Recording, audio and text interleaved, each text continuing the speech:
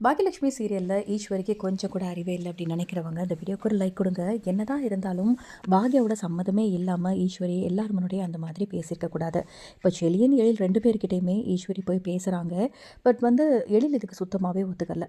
அம்மாவையும் அப்பாவையும் நான் சேர்த்து வைக்கலான்னு முடிவு பண்ணியிருக்கேன் அப்படின்னு சொல்ல, அம்மாவுக்கு வேணால் இன்னொரு ஆளை கல்யாணம் பண்ணிக்கட்டும், ஆனால் எப்படி அப்பாவோட சேர முடியும் அப்படின்னு எழில் ரொம்ப கரெக்டாக பேசுகிறாரு. அதே மாதிரி பாக்யாவுமே சொந்தக்காரங்க முன்னாடி ஈஸ்வரி சொன்னப்போ கோபியும் இப்போ பாக்யாவுமே சேர்ந்து தான் வாழ்ந்துட்டுருக்காங்க அப்படின்னு சொன்னதுக்கே அவங்க போனதுக்கப்புறமா பாக்யா ஈஸ்வரியை பிடிச்சி நல்லா திட்டி விட்டாங்க.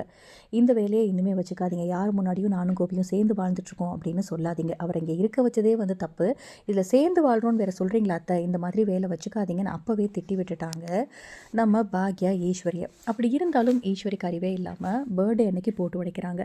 இப்போ பாக்யாவோட பர்த்டே எல்லோரும் ரொம்ப சந்தோஷமாக கொண்டாடுறாங்க. கேக்லாம் கட் பண்ணி பெருசாக செலிப்ரேட் பண்ணுறாங்க. எல்லாருமே வந்திருக்காங்க. ஸோ அந்த டைமில் ஈஸ்வரி என்ன சொல்கிறாங்க அப்படின்னா, பாக்யா பிறந்தநாள் அதுமா உங்கள் எல்லாருக்குமே நான் ஒரு குட் நியூஸ் சொல்ல போகிறேன். நம்ம ஈஸ்வரியும் நம்ம பாக்யாவும் கோபியும் புருஷன் பொண்டாட்டியாக இனிமேல் ஒன்றா சேர்ந்து வாழ போகிறாங்க அப்படின்னு சொன்ன உடனே இதை கொஞ்சம் கூட எதிர்பார்க்காத கோபிக்கும் பாக்யாவுக்கும் ரொம்ப பெரிய அதிர்ச்சி ஆகுது.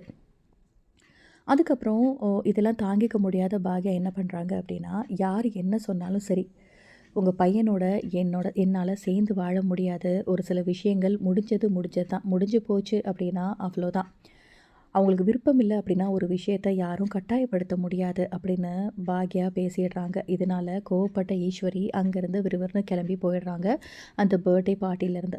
இப்போது வீட்டுக்கு வந்துடுறாங்க கோபி அண்ட் பாக்யா 2 பேருமே. அப்போ கோபி சொல்கிறாரு, அம்மா இப்படி பேசியிருக்கக்கூடாது, அவங்க சார்பாக நான் மன்னிப்பு கேட்டுக்கிறேன் அப்படின்னு கோபி ஒரு பக்கம் பாக்யா கிட்ட மன்னிப்பு கேட்குறாரு.